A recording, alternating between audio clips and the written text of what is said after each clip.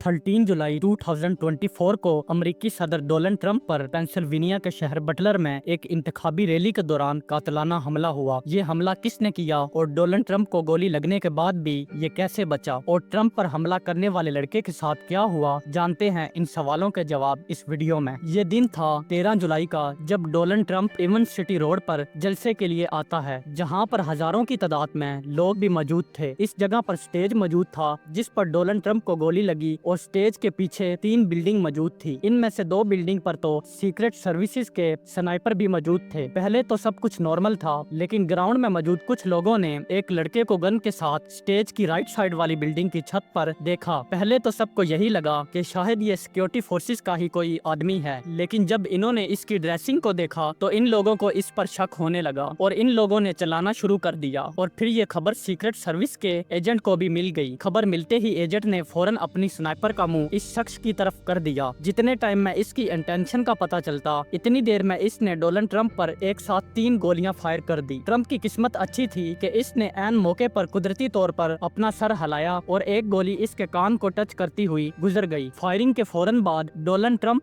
Dice के नीचे बैठ गया और एजेंट ने इसे चारों तरफ से कवर कर लिया और फिर इसे स्टेज से उतार कर बुलेट प्रूफ गाड़ी में हॉस्पिटल के लिए भेज दिया गया। और इतनी देर में एजेंट ने भी इस शूटर को मार गिराया और एक रिपोर्ट में भी बताया गया कि शूटर ने टोटल 8 गोलियां फायर की थी, जिस वजह से 2 लोग जख्मी हुए और एक की तो जान गई। जब शूटर की शनाख्त की गई तो पता चला कि इसका नाम थॉमस मैथ्यू क्रोकस था और इसकी एज 20 साल थी और इसके पास एक AR-15 राइफल थी और ये लड़का बैटल पार्क में रहता था। इसने बैटल पार्क हाई स्कूल से तालीम हासिल की और कम्युनिटी कॉलेज ऑफ अल्गीनी काउंटी से ग्रेजुएशन किया और फिर नर्सिंग होम किचन में जॉब भी करता रहा। ट्रंप पर हमला करने से एक दिन पहले थॉमस ने लोकल स्टोर से एमोनेशन के 15 राउंड और एक सीडी खरीदी थी और जो गन इसके पास मौजूद थी वो असल में इसके बाप की थी। और शूटिंग वाले दिन इसने अपनी जॉब से भी छुट्टी ली और इन्हें बताया कि ये कल तक वापस आ जाएगा, लेकिन FBI को अभी तक ये पता नहीं चल सका ये हमला इस लड़के ने किसके कहने पर किया और ये इतने ज्यादा लोगों में गन के साथ जलसा गाह में घुसने पर कामयाब कैसे हुआ। जब इन्होंने मजीद इन्वेस्टिगेशन की तो